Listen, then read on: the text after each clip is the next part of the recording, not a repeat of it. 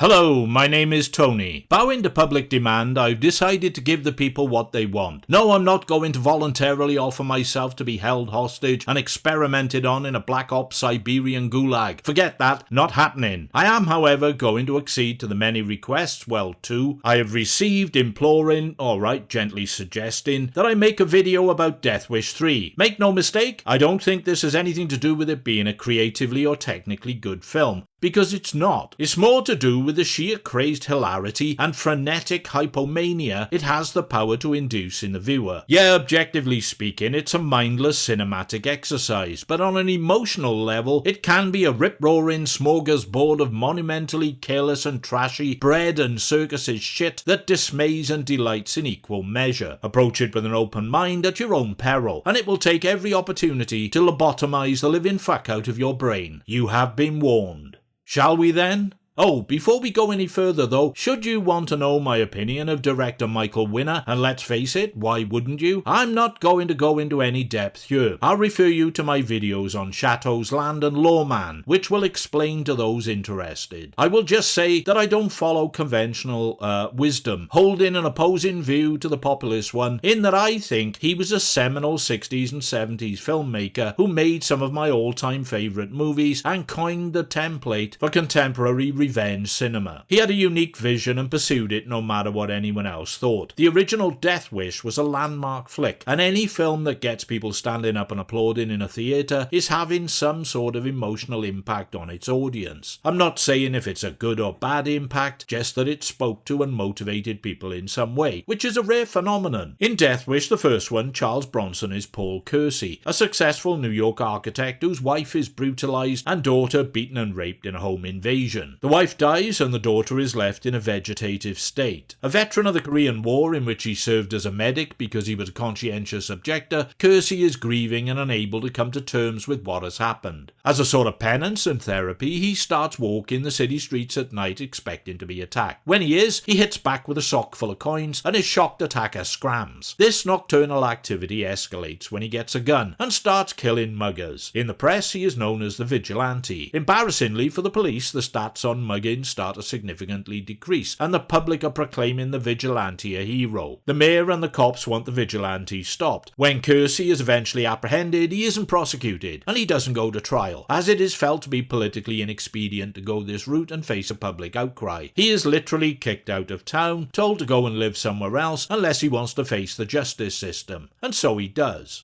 Death Wish is an ice-cold, rock-hard, fatalistically chilly urban fable with a wonderfully downbeat and gritty look, an electrifying primer that has never quite been equalled for sheer bloody-minded resolve in pursuit of telling a story in a shockingly stark and direct way. It generated an atmosphere all its own, with a distinct singular identity that has never been successfully replicated in quite the same way. Sure, most critics felt it beneath their high-minded sensibilities to appreciate or credit it in any way, so rained down their sanctimonious disapproval instead. Well, fuck them. It was a big hit and made Charles Bronson a global superstar, and more importantly than all that, I like it, and that's what counts. 8 years later, and the rights had been sold to Canon Films. Naturally, they wanted to capitalise on this, so decided to make a sequel. Bronson was persuaded to return for a $1.5 million paycheck, agreement with his demands that his wife, Jill Ireland, be given a starring role, but her character would not be raped or killed, and that Michael Winner would return as director. And it came to pass in 1982, Death Wish 2 was released. Set in Los Angeles, it was a sleazier, more violent, more explicit, and more graphically ramped up, but intellectually dumbed down revenge action exploitation affair. The very moment Roger Ebert gave it a 0-star rating and labelled it artistically inept and morally repugnant, I knew I was going to like it. And true to form, I did. The part where a gang member got shot in the face through a ghetto blaster made it resoundingly worthwhile, and has stayed with me. I got a kick out of it anyway, despite Jill Ireland. She was China doll pretty, and undeniably Bronson loved her deeply, and it was doubtlessly a tragedy she died so young. Sorry to sound harsh though, but she was no actress actress, and a complete liability to anything she appeared in. Vincent Canby called her acting in Death Wish 2 unconvincing. You think? That's true of every part she ever played. Why single this one out? Like, is this news to you? It's a bit like saying, I observed that water was wet. Aren't I a clever boy? Don't you just love pseudo-intellectual critics who state the fucking obvious and think it's a valid and incisive critique? Superior arseholes and hypocrites. Just remember, folks, the much-lauded Roger Ebert used to write film scripts for Russ Meyer. If you don't know who Russ Meyer is, look him up on the net. Some of the films he and Ebert made were Beyond the Valley of the Dolls, Up, and Beneath the Valley of the Ultra Vixens. Check them out and your eyes will really open to the double standard world of the professional film critic. Seems those that can't make good bad shit criticise those who can. However, regarding Death Wish 2, I must concede it was a sizable step down from the first movie and was nowhere near as good, which was sort of an indicator of the type of trajectory the Death Wish franchise was locked onto. Franchise? Naively, I wasn't expecting another one at this time. But then, it was 1984 and Death Wish 3 was unleashed upon an unsuspecting world. On the positive side, Bronson was back, and Winner returned to the director's chair, and Jill Ireland wasn't in it. Always a terrific bonus to any Bronson film. Well, any film, really,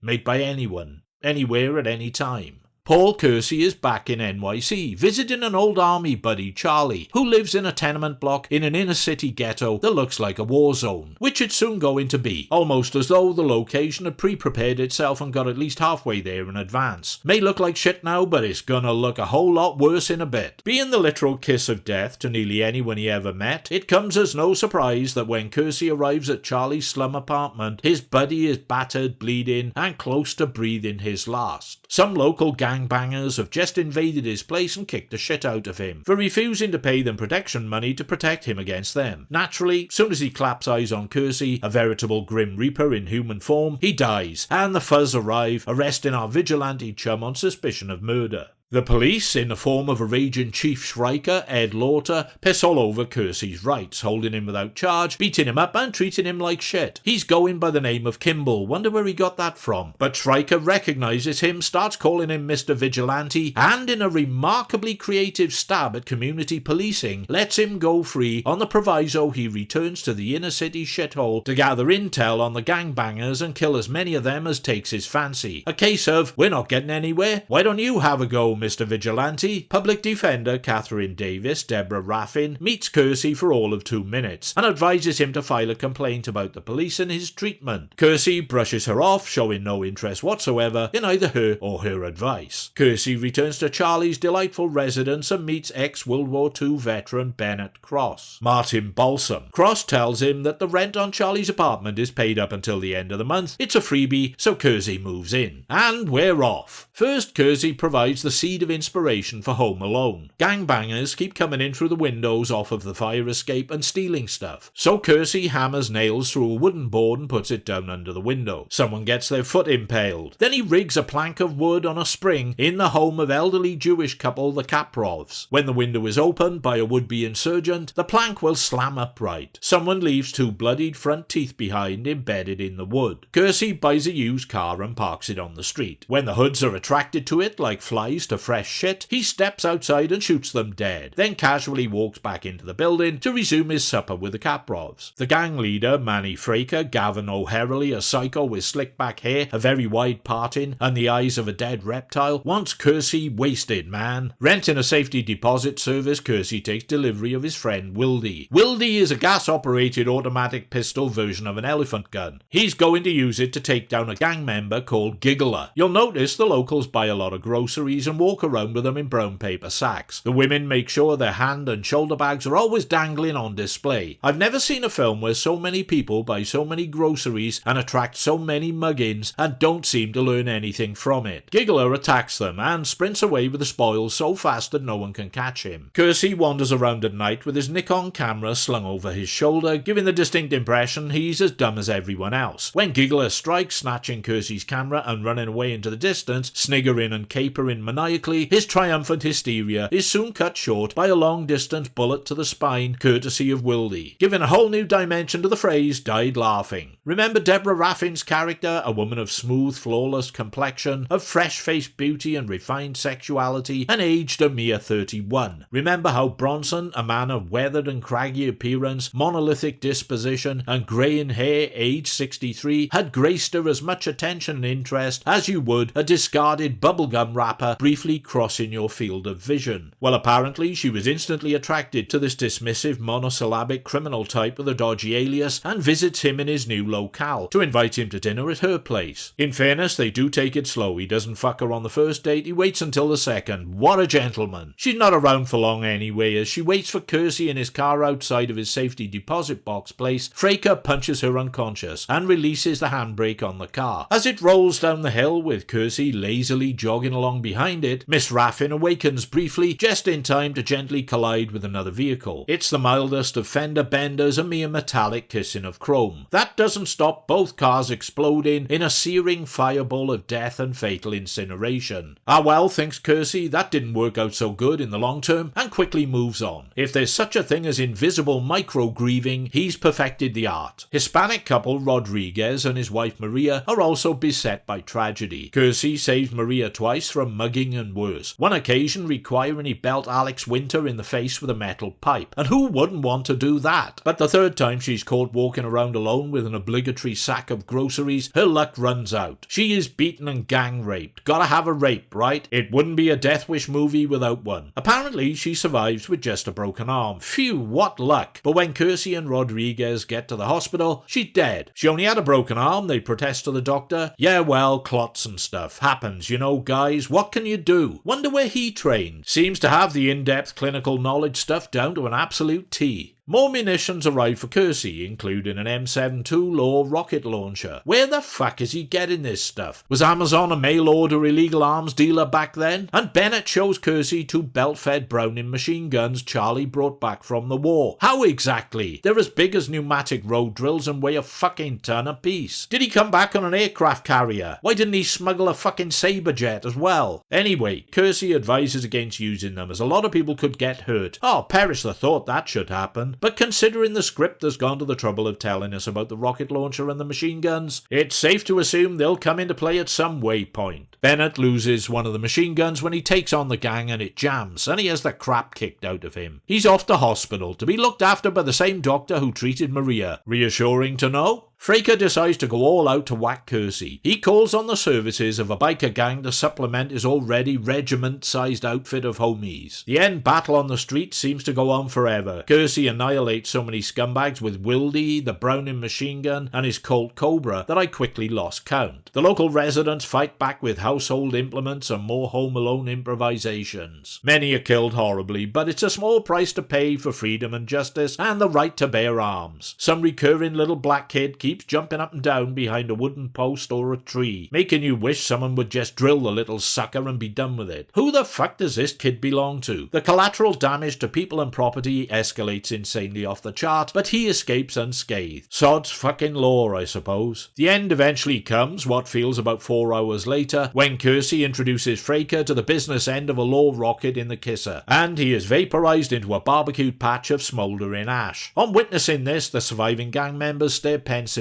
shrug philosophically, like, oh, alright then, you win. Down weapons and fuck off. Time I broke some of this down. Everyone in Death Wish 3 is an emblematic cipher, a one-dimensional cartoon caricature of a character, with every stereotypical cliché and personality facet nail-gunned on. The gang members are all psychotic, wide-eyed, loopy, snarling, foul-mouthed, posturing, and obnoxious, attired and face-painted like a myopic middle-aged hermit's mental conception of what punks and bikers look like. The good guys are your standard ethnic and cultural cardboard chestnuts. The elderly Jewish Jewish couple, the Hispanic couple, the gruff and unyielding war veteran, the crusading public defender, the hard-boiled cop. And when anyone gets killed, major or minor character, the audience cares about as much as Bronson, who glowers, looks mildly perplexed and inconvenienced, shrugs it off, and moves on to blowing away another creepo. It's as if Peckinpah had his integrity and intellectual machismo surgically removed, ditched his signature slow-mo, and wrote and directed a Marx Brothers film set in a war-torn inner-city bomb crater in Beirut.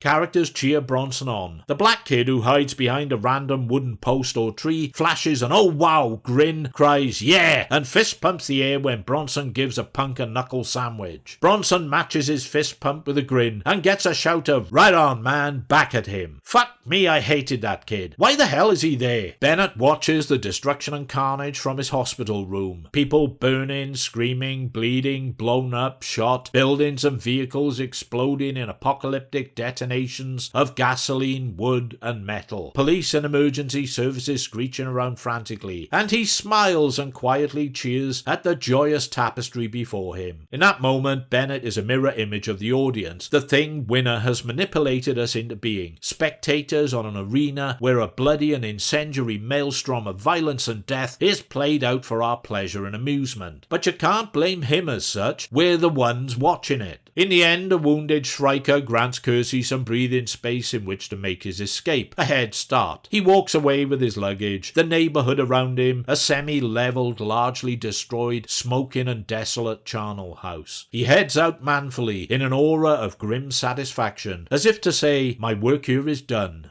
And now I must go. As a crazy straw grasp at rationalisation, I wondered if this was Winner's sardonic critique of UK and US foreign policy. You know, the process whereby the Army, the Navy, the Air Force is dispatched to a troubled land. They visit wholesale decimation on the infrastructure, thousands of civilians and militia are killed, and then they up and leave behind a wasteland in complete ruination and utter political turmoil. The parting message of rabid self-righteousness being, behold what we have done. We have given you freedom and democracy. No need to thank us. All part of the service, you know. You're welcome. What do you think? No, me neither. Knowing Winner had a bizarre and heavily ironic sense of humour, I'd like to believe that Death Wish 3 was intended as a madcap screwball comedy, just with violence, rape, murder and torture integral to the joke quotient. An over-the-top parody of the sort of films Arnie, Sly and Chuck Norris were churning out. The only evidence I can find to suggest that might be true, at least in part, is in Winner's autobiography. He describes the Death Wish series as evolving into black comedy, and Death Wish 3 as being particularly black and particularly comic. You can make of that what you will. It is the point at which Cannon, who had bankrolled and produced Rambo First Blood 2, had the more real-world character of Paul Kersey morph into a one-man army type of Stallone or Schwarzenegger clone. Budget restrictions were tellingly evident, with Winner filming a lot of exteriors and action scenes in Britain and recycling Jimmy Page's score from Death Wish 2 to keep costs down. Page incidentally had nothing to do with Death Wish 3, but was credited with composing the soundtrack nevertheless. It's a wild and crazy cornucopia of chaos, comedy and casual catastrophe, and anyone who takes it seriously on any level probably needs a mental health referral fucking pronto. Although it was a box office success, both star and director, along with the studio that made it, were in latter stage career decline, which would continue as the 80s droned on. There's something sad about that probably, but not as sad as the state of the movies today, because for my money, Death Wish 3 is still more unadulterated fun than anything Marvel or DC has given the world in the here and now. I never thought there would come a time when I would cite Death Wish 3 as a positive example of anything much. Maybe it's true what they say then. Stick around long enough, you'll see everything. If anyone watched, I'm hoping there might have been a few. Thank you. I'm indebted and more than a little amazed. If you have the strength left, feel free to hit like or didn't like, leave a comment or, unlikely as it may be, subscribe. Next up, something with a bit of a different focus, I think. Should you be worried? Dunno. After this, probably not.